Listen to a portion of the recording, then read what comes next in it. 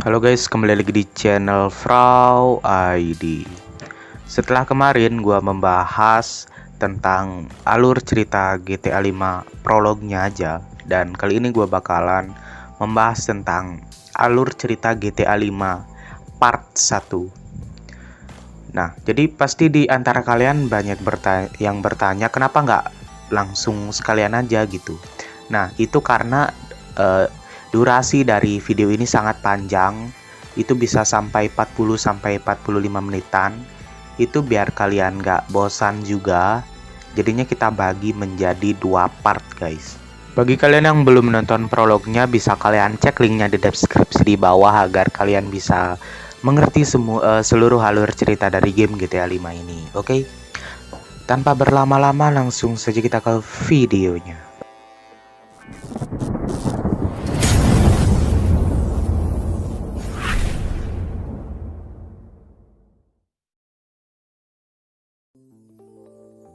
Sembilan tahun kemudian, pada tahun 2013 di kota Los Santos, diperlihatkan Michael yang sedang berada di kantor psikiater yang bernama Dr. Isya. Di situ Michael curhat tentang kehidupannya. Dr. Isya adalah psikiater yang jahat dan licik. Dia membuat pasiennya marah dan mematok dengan harga yang tinggi. Setelah scene Michael dan Dr. Isya, ada seorang debt collector yang bernama Franklin Clinton. Dia merupakan gangster dari The Families. Geng Grove Street adalah geng yang bajunya dominan memiliki warna hijau di kota Los Santos. Di GTA 5 tidak ada geng Grove Street Families karena sudah tergantikan oleh geng The Families. Jadi alasan Rockstar tidak memasukkan geng Grove Street Families agar universe GTA itu tidak menjadi amburadul atau kacau. Karena yang kita tahu, GTA 5 adalah GTA yang berada di HD Universe, sedangkan GTA San Andreas berada di 3D Universe.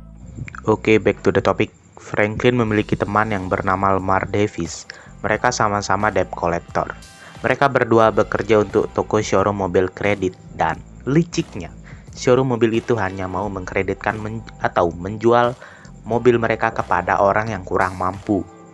Ketika pembeli tidak bisa membayar kreditannya, mereka akan punya alasan untuk menarik paksa mobil tersebut.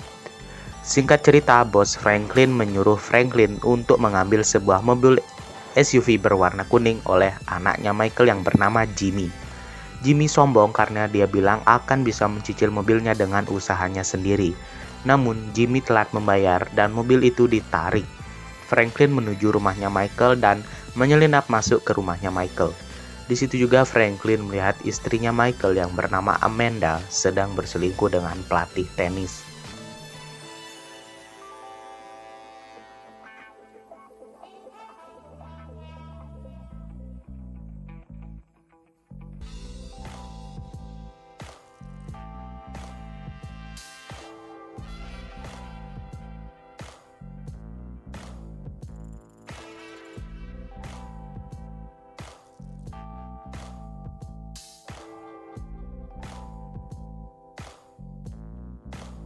Ketika Franklin berhasil menyusup ke garasi rumah Michael, Franklin langsung tancap gas meninggalkan rumah Michael.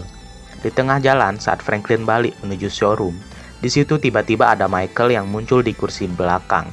Michael bersembunyi di balik selimut. Ternyata Michael sudah tahu bahwa anaknya telat membayar cicilan mobil dan ada debt collector yang menarik mobil tersebut. Ia menodongkan senjata ke kepala Franklin dan Franklin meminta maaf. Ia berkata hanya menjalankan tugas dari bosnya. Michael menerima permintaan maaf Franklin itu dengan syarat harus mengantarkannya ke showroom mobil itu dan menabrakkan mobilnya ke arah showroom itu. Dan akhirnya Franklin menuruti permintaan itu dan langsung menabrakkan mobilnya ke showroom tersebut. Dan toko mobil itu hancur berantakan. Dan Michael menyuruh Franklin untuk pergi dari showroom itu sembari memberinya uang tip. Dan terjadilah gelut antara Michael dan bosnya Franklin.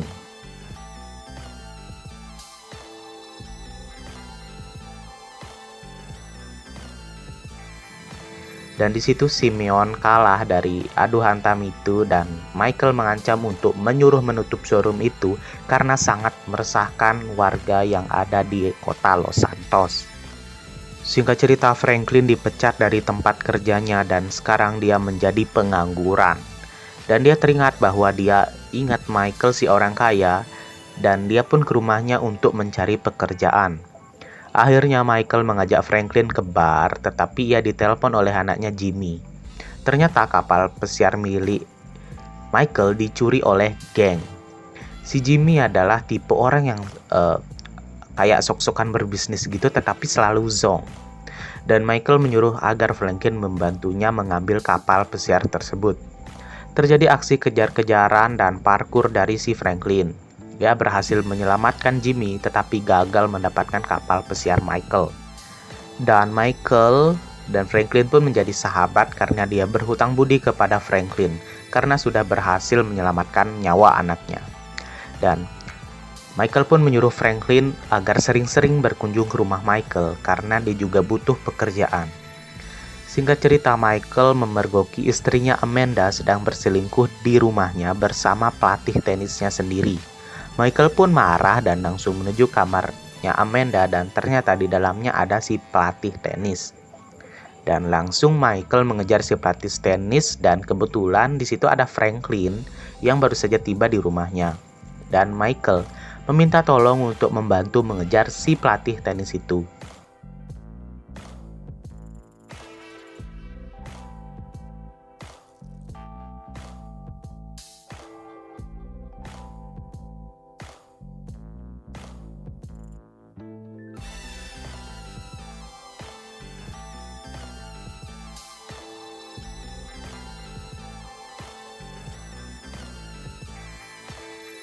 Dan singkat cerita pun, si pelatih tenis itu masuk ke sebuah rumah yang ada di pinggir tebing. Karena Michael kesal, ia pun menghancurkan rumah tersebut. Ternyata rumah itu bukan milik si pelatih tenis, melainkan merupakan rumah istri simpanan Martin Madrazo. Martin Madrazo adalah bos geng narkoba Meksiko. Dan di situ Michael tidak mempunyai kekuatan untuk melawan Martin Madrazo. Dan di situ Michael mengalah dan berencana mencari uang untuk memperbaiki rumah istri simpanannya Martin Madrazo. Karena Michael diancam jika ia tidak bertanggung jawab, ia dan keluarganya akan terancam dan membunuh keluarganya.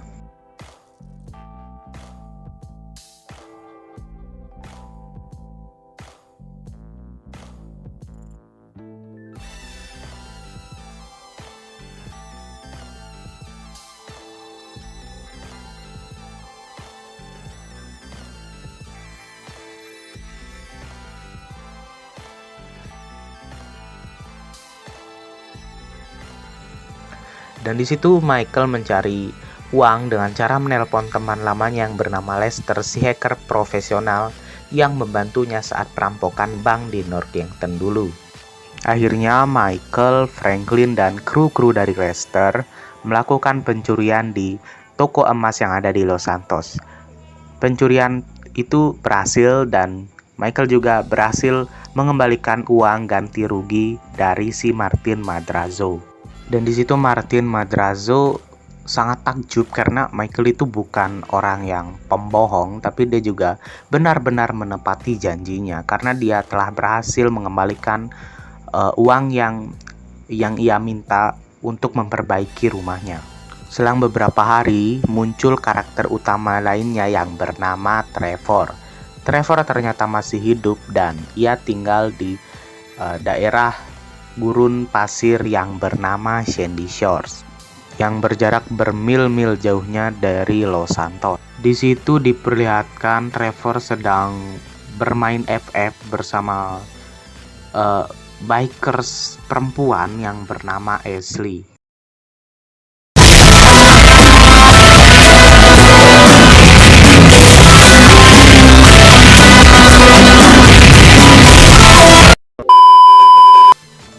Saat asik-asiknya bermain FF dengan si Ashley, di situ Trevor melihat berita bahwa telah terjadi perampokan toko perhiasan di Los Santos. Dan salah satu saksi mata bilang bahwa dia diancam oleh salah satu pelaku pencurian itu dengan kalimat sebagai berikut.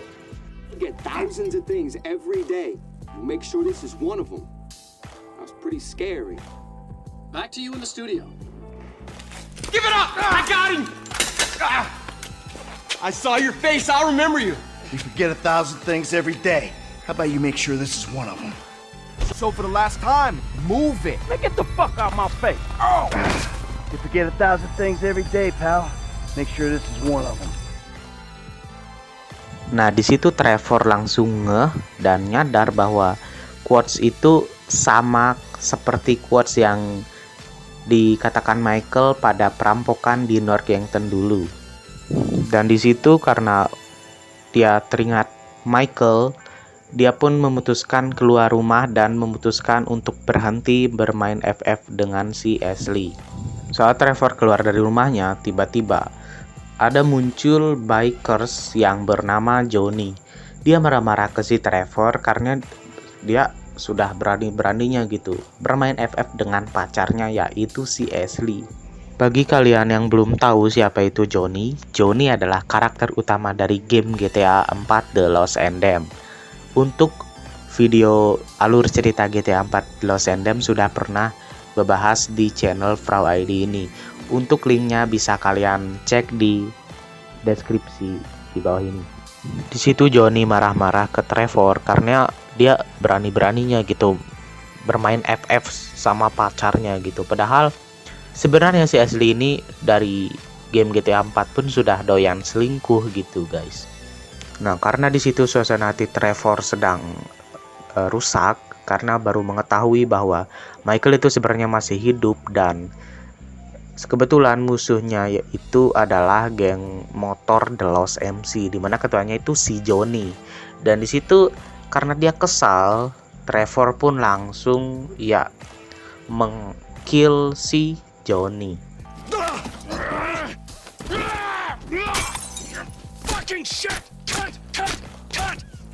Cut! Who the fuck are you speaking to? Who? I'm talking to you, huh? You fuck! Johnny! Next time, don't get in my fucking face! I just saw a fucking ghost and I gotta hear your crap! Get up! Get up! Fuck you then! Wait. Habis mengkill si Johnny, Trevor langsung pergi ke markas Lost MC dan mengobrak-abrik markas Lost MC itu menjadi hancur sehancur-hancurnya. Di situ juga Trevor memiliki teman yang bernama Ron dan Wade. Teman-temannya membantu Trevor dalam bisnis seperti kokain, narkoboy, ganja, ya pokoknya bisnis-bisnis gelap lah. Di situ Trevor menyuruh temannya si Wade untuk mengecek Michael yang ada di Los Santos. Sembari menunggu kabar dari Wade, di situ Trevor merusak perjanjian dengan geng-geng pembisnis narkoboy seperti The Triads, O'Neill Brothers, dan The Lost MC. Singkat cerita, Trevor berhasil mengetahui lokasi rumahnya si Michael. Di situ Trevor langsung tancap gas menuju Los Santos. Sebelum Trevor ke Los Santos, di situ Michael ingin menghabisi semua antek-anteknya The Lost MC. Saat itu sedang terjadi acara pemakaman Johnny Klebitz dan beserta para petinggi-petinggi The Lost MC lainnya. Dan di situ semua berhasil digagalkan oleh si Trevor. Saat Trevor sampai ke Los Santos, di situ Trevor tinggal di rumah sepupunya Wade yang bernama Floyd. Dan di situ sebenarnya bukan apartemennya milik si Floyd ya. Sebenarnya itu milik pacarnya si Floyd.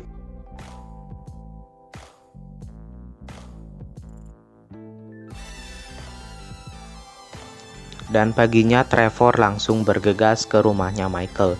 Dan ternyata di situ Michael sedang ribut dengan anggota keluarganya karena si Jim tertangkap basah menyembunyikan narkoboy di dalam kulkasnya. Dan di situ terjadilah awkward moment antara Michael dan Trevor. Di situ mereka akhirnya berteman lagi, meskipun Trevor itu agak kecewa karena dia merasa dibohongi karena sebenarnya Michael itu masih hidup. Sedikit flashback ke tahun 2004 saat terjadi perampokan di Northampton. Di situ sebenarnya Michael sudah bekerja sama dengan anggota FBI yang bernama Dave Norton. Bagi yang nggak tahu siapa itu Dave Norton itu yang menembak si Brad pada saat perampokan di Northampton itu. Sebenarnya Michael itu sudah bekerja sama dengan si Dave Norton bahwa mereka itu ingin membunuh si Trevor awalnya. Karena si Michael itu ingin terbebas dari segala urusan perampokan dan kriminal lainnya. Karena sebenarnya Michael itu ingin tobat karena dia sudah mempunyai keluarga. Dan sebenarnya yang terus mengajak untuk melakukan perampokan yaitu si Trevor. Makanya di situ Michael ingin membunuh si Trevor dengan cara bekerja sama dengan anggota FBI agar dapat membunuh si Trevor.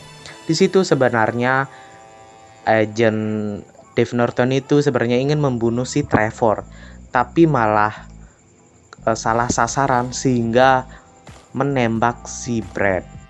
Jadi sebenarnya yang ada di kuburannya si Michael itu adalah si Brad. Jadi ibaratkan itu namanya Michael tetapi jasadnya itu si Brad.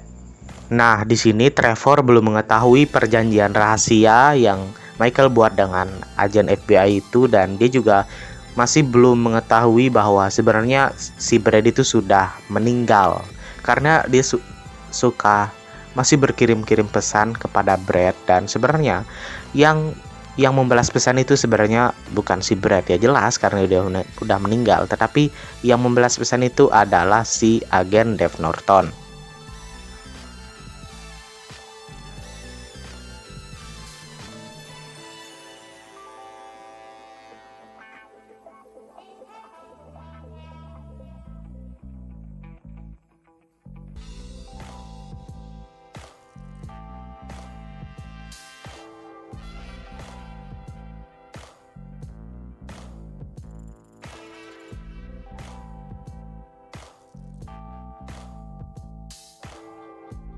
Karena berita perampokan toko perhiasan yang ada di Los Santos itu sudah viral, agen Dave pun langsung tahu yang menjadi dalang utamanya yaitu si Michael.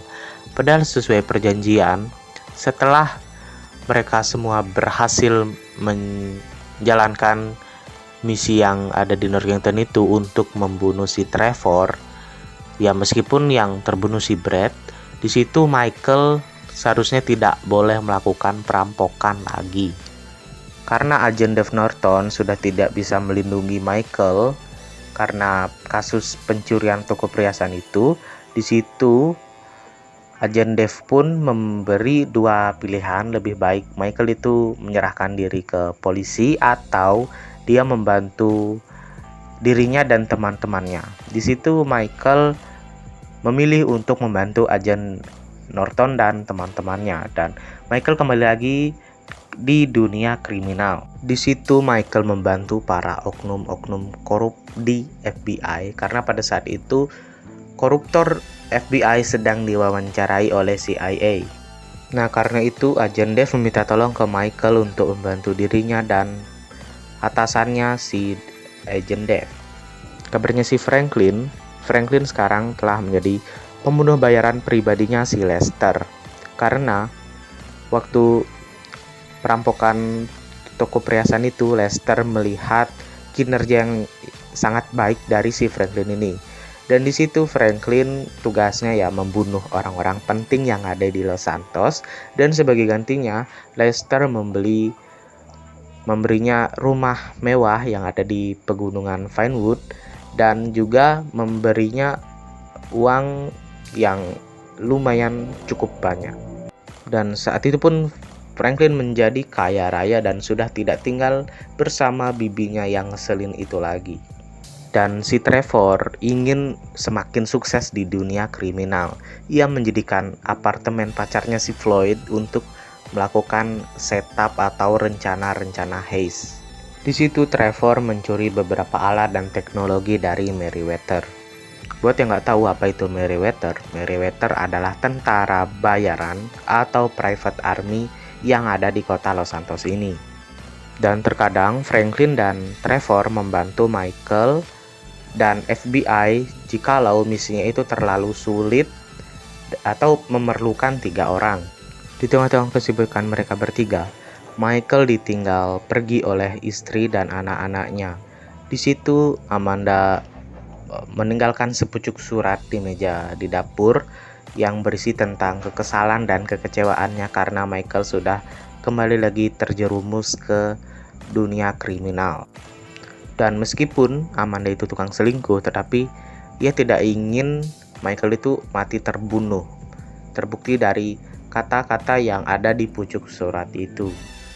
Oke, sekian video alur cerita GTA 5 Frau ID part 1.